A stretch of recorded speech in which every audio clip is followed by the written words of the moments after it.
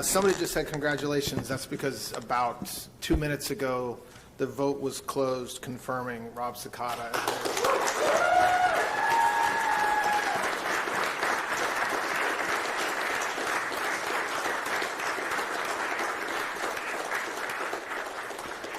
While it would appear that we have impeccable timing, it's actually not true. When we tried to predict what the Senate was going to do a couple weeks ago, we anticipated that Rob would be confirmed a couple days ago, which would have allowed us to actually have a commission signed and to swear Rob in today, which we're not able to do because, like I said, his vote was literally just confirmed 2 minutes ago. So once again, I don't know what's happening in Washington, which is fine. A little bit about Rob, in case you don't know. He began his law enforcement career with the New York City Police Department in 1992, starting in the Housing Bureau in Harlem. He moved around. He was promoted to detective in the Organized Crime Bureau's gang division, later continued his public service with the City of Plantation Police Department in Broward County, Florida, serving in patrol operations on the SWAT team. And then in 2005, so over 20 years ago, Rob joined ATF as a special agent in the Baltimore Field Division, where he was assigned to the Regional Area Gang Enforcement Task Force, combating transnational organized crime. He later served as a special agent in the Tampa Field Division, investigating violent crimes involving firearms and explosives, and continuing working his way up through the ATF ranks over the 2 decades. Eventually, he was promoted to SES at ATF, and he was a special agent in charge of the Baltimore Field Division, where he oversaw operations across Maryland and Delaware. Subsequently, he was a special agent in charge in Miami, where he oversaw 21 offices throughout southern Florida, Puerto Rico, and the U.S. Virgin Islands. After that, Rob returned to ATF headquarters as the Deputy Assistant Director for Field Operations. He was then promoted again to Executive Assistant Director of Operations, and then just over 1 year ago today, on April 10th, 2025, Rob was named the Deputy Director of ATF, a role that he has served in through today, and right now he's in that middle spot where he is the confirmed Director of ATF, but commission not signed. So I think still technically Deputy Director, but we're fine. So from patrol officer to federal agent to special agent in charge, Rob has committed his entire life to serving the public and protecting communities nationwide. I know this personally. He's a dedicated father to Robbie and Gianna, a husband to Leah. He loves to fish, and he loves Florida. So congratulations, Rob. It's great.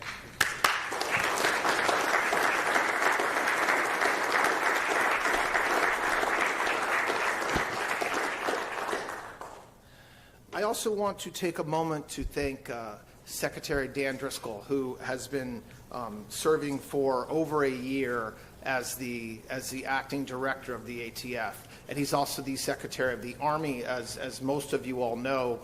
And that job is a full-time job, but I can tell you from my role as the Deputy Attorney General, and I know I speak for Rob as well, that Dan was a committed supporter and leader at the ATF. He has done everything within his power to do his job over the past year at the ATF and supported its mission, supported the 1811s that work, keeping us safe every day. And so a really big thanks to Secretary Driscoll for everything that he did over the past year. And we're now happily able to tell him that within the next couple days, he'll be able to go back to just being the Secretary of the Army. It is fitting, in my mind, that the first action Rob is going to take today in his new role is to sign the most comprehensive regulatory reform package in the history of ATF. I want to thank President Donald Trump for putting us on this path on January 20th of last year. His leadership made this moment possible. His executive order directing a full review of ATF regulations set the tone, clear, direct, and focused on the Constitution, and I want to thank him for his leadership. It's been over a year, but we're ready to get it rolling. I also want to thank ATF General Counsel Rob Leiter, who's here with us today as well. He has poured his heart and soul into this rewrite, but also his brains. I mean, he's a brilliant attorney. He knows the Second Amendment better than probably most people in this country, and he has worked tirelessly for over a year getting to us to where we are today. And so thank you, Rob, very much for your commitment to the rule of law and commitment to what we're doing today. So what are we doing? We're repealing rules that went beyond what the law allows. We are cutting unnecessary red tape, and we are replacing confusion with clear, straightforward language so that everyday Americans don't need a law degree just to understand their rights. And this did not happen in a vacuum. We listened to industry leaders, many of whom are in this room behind me, to legal experts, and most importantly, to law-abiding gun owners across this country. People who follow the rules but have been forced to navigate a system that often didn't make sense. The package that we're putting forward today and over the coming days reflects all of those voices. It includes 34 proposed rules, more than ATF has issued in the last 15 years combined. It reflects months of work since the beginning of this administration, and I want to be candid right now about why this is necessary. For too long, regulations were written without any real understanding of how firearms businesses operate, how lawful gun owners actually handle their firearms, or what truly improves public safety. Nothing we are doing today weakens law enforcement. We are not taking tools away from the people, the men and women who go after violent criminals. This administration, as it always has, remains fully committed to targeting those who break the law: gang members, repeat offenders, traffickers, and cartels. We will, as we always have done, continue to follow the evidence, continue to aggressively prosecute violent crime. If anything, what we're doing today will actually help law enforcement, because clearer rules mean better compliance, and better compliance means better enforcement. At the same time, it means fewer traps for law-abiding citizens who are just trying to do the right thing. This package also brings into line ATF regulations with the law and with recent Supreme Court precedent. It reduces unnecessary burdens on lawful gun owners and licensed businesses. It eliminates ambiguity, and it helps prevent the kind of confusion that in the past, and not that distant past, led to inconsistent and sometimes unfair enforcement. I'm going to let Rob lay out the specifics of what we're doing in a moment, but let me reiterate that the Second Amendment will never be treated as a second-class right in the Trump administration. President Trump has been clear on this from day one. The Second Amendment is not negotiable. It is part of the foundation of this great country. And under his leadership, this administration this Justice Department is acting on that belief. I want to make sure folks understand that the work that we're talking about today is not finished today. We're continuing to review every regulation, especially those from the previous administration, and we'll keep putting forward additional proposals as that review continues. For example, ATF is studying right now to determine which rifles are generally recognized as particularly suitable for sporting purposes. That's going to be an ongoing effort over the next several months, and we're going to see that through. But okay, so let's get what we're here to do. I'm going to close by saying that, and I hope folks in this room know that this is absolutely true. Rob is exactly the right person to lead ATF at this moment. First, he owns more guns than I think pretty much anyone I know. He's one heck of a shot. I've seen him at the range. I've shot with him at the range. He's a lot better than me. But more importantly, he understands this work inside and out. He understands the mission, and he understands the importance of getting it right. So welcome, please, to the microphone, the newly confirmed director of the ATF, Rob Cekada.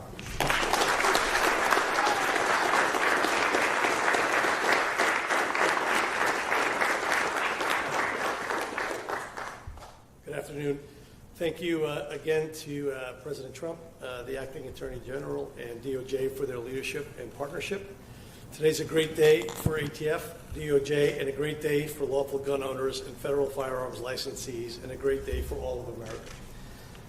While I'm proud to be one to represent ATF today, this moment is not about me or any one individual.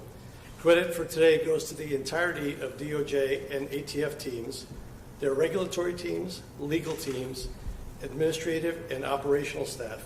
It is because of their collective efforts over the last year that a day like today came together with 34 new proposals. Let me put that number into perspective. I've been with ATF for over 20 years. I've never seen a regulatory package of this scale. In fact, we are going to be signing just about as many rules as have been proposed during my entire 20 years with this agency. It was an immense amount of work, and I believe it's moving the agency in the right direction. Again, my sincere thanks go to ATF and our DOJ teams for putting this package together. How did we get here? At the outset of this administration, we committed to a new era of reform grounded in transparency, accountability, and partnership. What you see today is that promise being kept. Over the last year, we undertook a serious, sustained review looking at court decisions, license feedback, statutory text. We reviewed our forms and our requirements. We spoke with stakeholders, we worked closely with the DOJ leadership team, and we identified those regulations that needed reform. In my time with ATF, I've seen how regulation creep can come in like a fog, creating vague and shifting tests and subjective interpretations that lead to inconsistent enforcement practices and ultimately an erosion of public trust. Today we are clearing the fog, restoring clarity, consistency, and predictability for all Americans. In today's package, you will see 34 clear, common-sense regulations that rescind, modernize, or clarify language within the National Firearms Act, the Gun Control Act, and more. We are proposing to remove unnecessary hurdles that were standing in the way of law-abiding citizens and businesses. We are proposing to restore clarity and predictability in our standards. We are beginning responsive to court orders that our constituents needed for clear, decisive instruction so action can be taken to rescind what didn't work. As a personal remark, I'd be remiss if I didn't add here that we did and always will take public safety into account when creating proposals. I've been a law enforcement officer for over 34 years, and I believe me when I tell you that I take public safety seriously, and I would never let the public be at risk based on the regulations that we're proposing today. ATF remains the greatest friend to state and local law enforcement officers, and we believe that these rules will not negatively impact public safety. With that, here are some key highlights. The stabilizing brace rule, which came into effect in 2023, that rule formally we are proposing to rescind. There are courts in multiple jurisdictions which we found violated the APA. They were enjoined or vacated across the country. We believe that the common sense approach to align regulatory text with those judicial determinations rather than keeping them on the books as regulations would have already been thrown out. Engage in the business, which came into effect in 2024. We are also formally proposing to rescind the engage in the business rule. We believe that the responsible regulatory governance requires adjusting the course when evidence shows a rule has not worked as intended. The ATF has found the changes to the definition of who was engaged in business have not produced the outcomes needed to justify keeping the rule. As you'll see, today's proposed rule retains definition of the engaged in business as specifically revised and codified by Congress. No more, no less. We are also formally proposing modernizing our forms. One proposal is to update the Form 4473 to ensure it keeps pace with modern business practices, like authorizing the use of electronic forms. Functions like auto-population of fields and allowing people to attach digital files as attachments. We also make minor technical revisions to shorten the form, thereby reducing the administrative burden on both the FFLs and transferees. Another proposal related to the forms is to allow FFLs to generate and store its records, including its A&D books, records, and all 4473s using an electronic record-keeping system. This codifies a practice that the industry has used through a variance for years and has been demonstrated to work very well. We also believe it supports law enforcement by allowing FFLs to more easily respond to legitimate law enforcement trace requests when asked. In our next steps, there are many more proposals in the package that will follow this rule package. Some of them are simple language clarifications, others are much more comprehensive. I believe we will talk about them in broad strokes when we sign, but considering how many there are, we simply don't have time to go through them in detail now. Our plan is to hold over the next few weeks some stakeholder briefings, which we will meet with you in smaller, more focused groups and dive deep into the regulations that will affect each of you the most. I will do my best to be at each of these meetings, but today, more importantly, here with me today is Chief Counsel Robert Leiter, who's probably going to be the most helpful to you in those briefings. He's a legal scholar on the Second Amendment, a professor, and has been instrumental during his time as Chief Counsel at getting us to this point. I can assure you that he can handle all of your technical questions. I really appreciate you all being here. I thank you. Robert, I thank you for ensuring our stakeholder groups get the information that they need. For now, moving forward, the proposed and final rules in this regulatory package are going to be sent over to the Federal Register, where they will be published in short order. In the interim, we do have summaries of the proposals on our website, and as soon as they are published in the Federal Register, we will have links to where you can submit your public comments. Finally, as Acting Attorney General Blanche shared, our work is not done. While we are proud of our work that has been done in getting us to this point, this isn't over. The next step will be an open comment period where we invite input on our proposed changes from our industry stakeholders, law enforcement agencies, advocacy groups, and the general public. After today's event, please visit our website, atf.gov, to find out more about the proposals we are signing and sending over to the Federal Register to be published. There you will find information on how to submit comments via regulations.gov.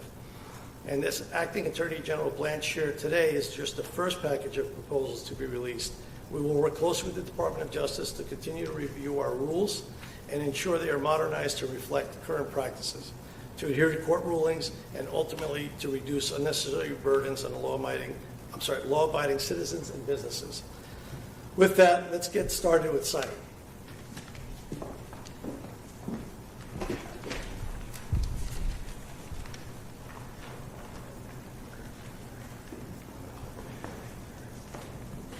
Yeah, good.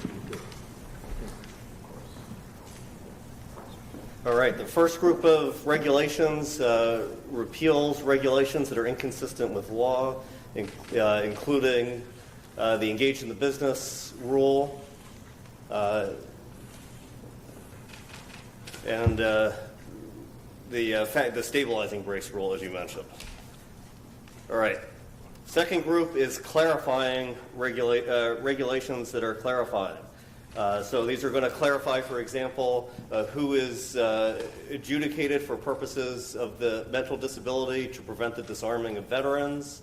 It is also going to define who constitutes a straw purchaser, and will clarify also how to certain markings for the National Firearms Act. And among the most important rules, will clarify what willfulness means for the purposes of the Gun Control Act and revocation of federal firearms licenses. Thank you.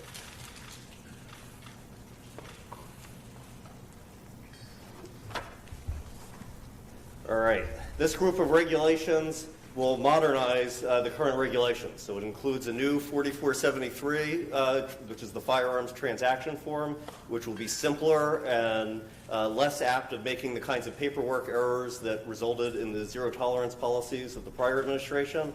It also authorizes electronic record keeping, and it revises the firearm record retention period from forever to a defined term of years that will be determined through notice and comment, including for the out-of-business records that are currently held by ATF forever. That will be reduced to a specified time period as well.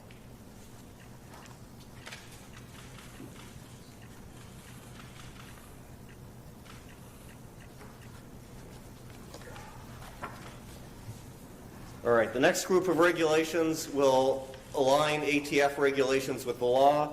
It includes new provisions that are simpler for interstate transport of National Firearms Act firearms. It also includes some conforming changes in how we process National Firearms Act limitations, and it implements the One Big Beautiful Bill Act regarding the tax remittance.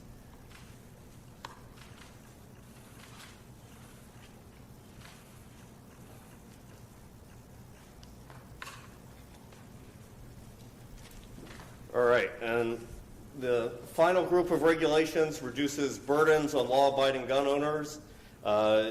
This includes, for example, clarifying how gun owners may transport their firearms interstate, particularly when they're going between modes of transportation, such as vehicles to airplanes. It also has a host of other simplifications for the processing of forms under the National Firearms Act. It also recognizes the ability, for example, of spouses to jointly register firearms that they may be in joint possession of.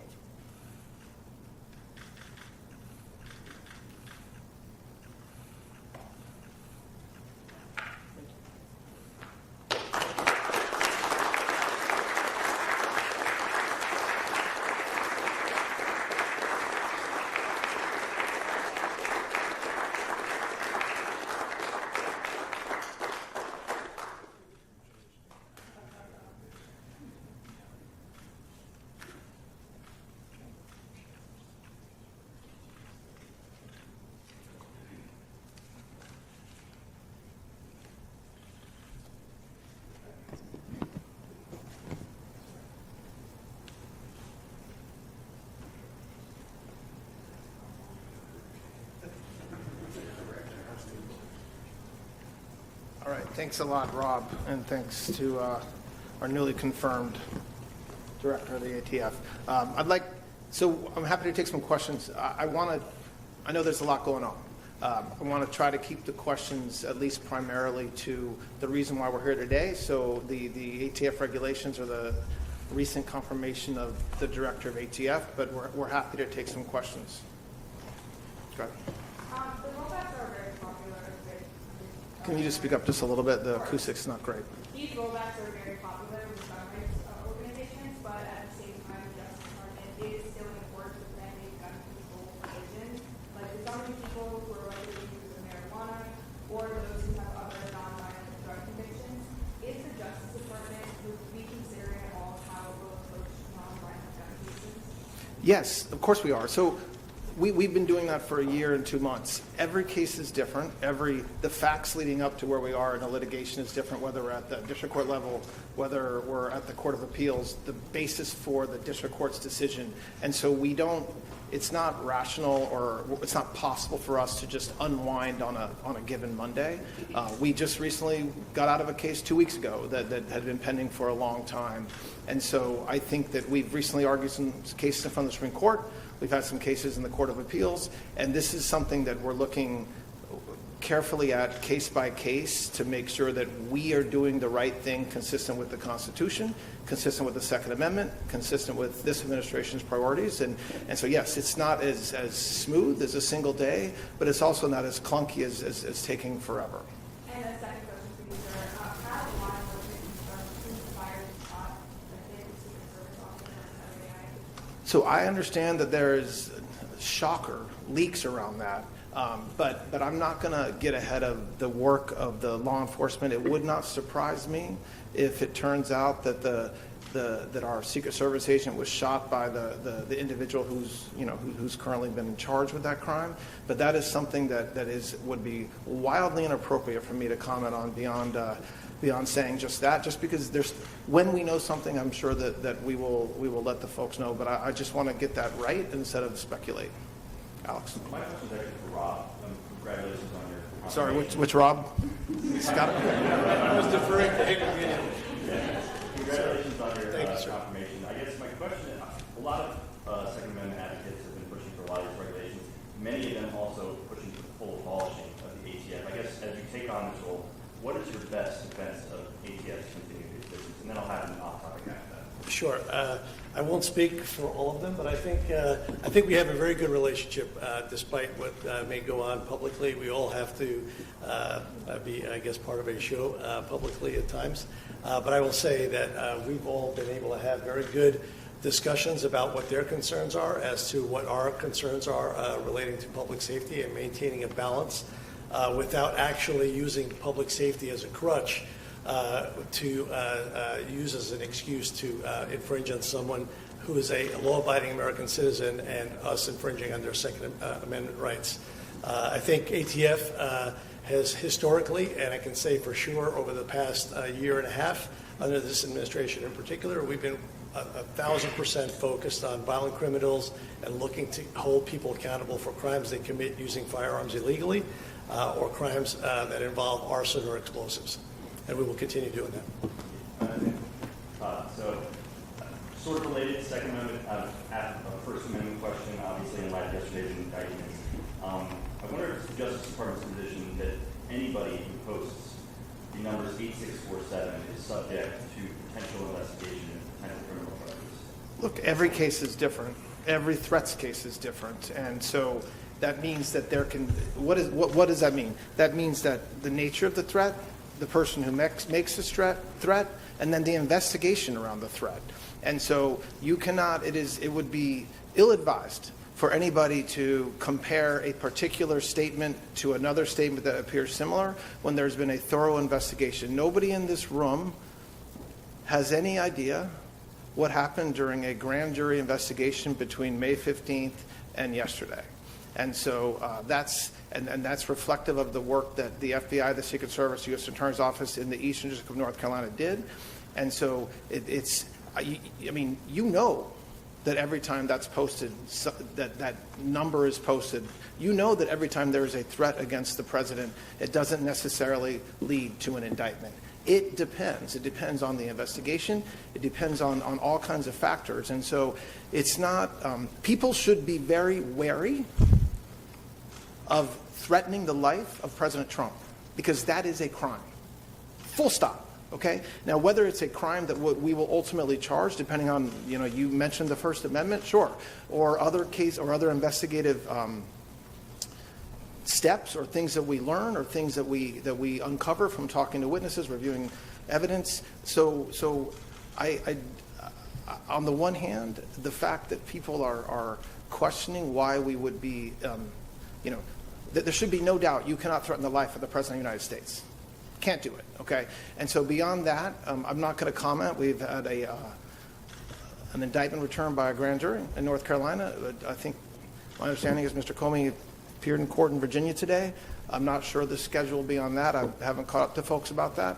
But he will be given every single right, every single opportunity to defend his case in court.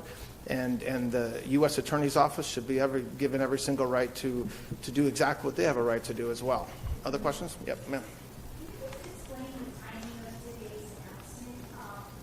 I know some Republicans have supported some of these, Republicans in the Senate have supported some of these regulations that you are now abolishing. Was there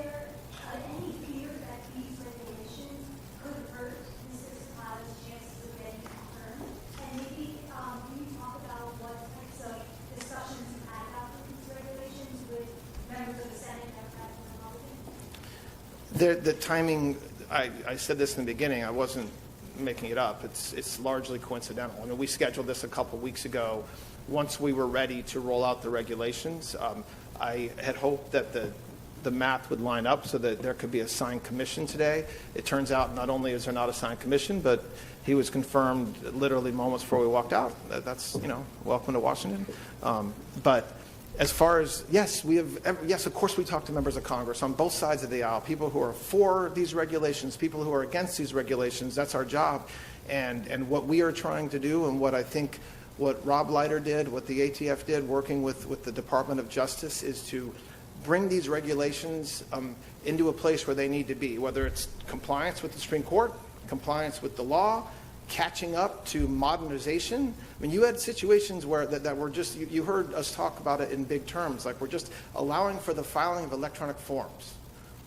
Shouldn't shock anybody in this room, okay? So there's things like that. And then there's ones that are maybe considered more controversial. Okay, I mean, President Trump, this administration, this newly confirmed director of the ATF views the Second Amendment as nothing other than one of the most important amendments in our Constitution. It's not a second-class amendment, and so the regulations that we're adjusting today reflect that the policies of President Trump, but they happen to be the policies of the Department of Justice and the ATF as well. Yes, it has to do it. Obviously, the Biden administration tried a number of rules, including today that was long back. They created a lot of trouble in court by going far into some of these charges. Additionally, so did President Trump in his first term alongside him on the Supreme Court. But neutral, how confident are you that these 34 rules are going to hold up to the scrutiny? You mean whether I have optimism that they're going to survive scrutiny in the courts? That's the question?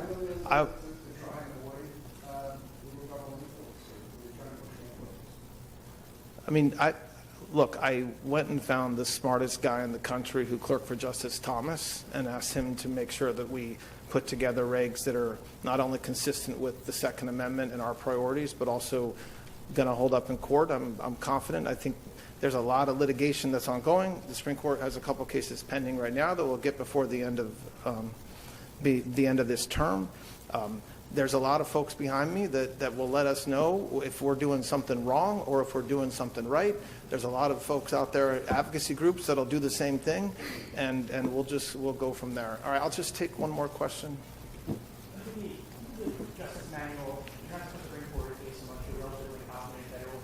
Thank you for telling me about the Justice Manual. I appreciate that. Yeah, no problem. Go ahead. How confident are you that the case will result ultimately in federal? If there's a prosecutor in this country that speaks about what a jury will do, they are not living up to their oath. I know that a grand jury returned a 2-count indictment. I know that this case was investigated for the past year. I do not know what a jury of his peers will do at a trial that will come at some point in the future. All right, thanks a lot, guys.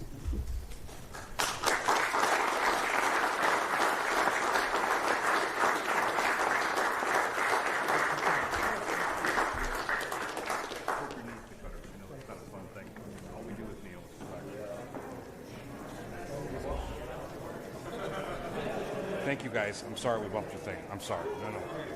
I just want to make sure. Sorry.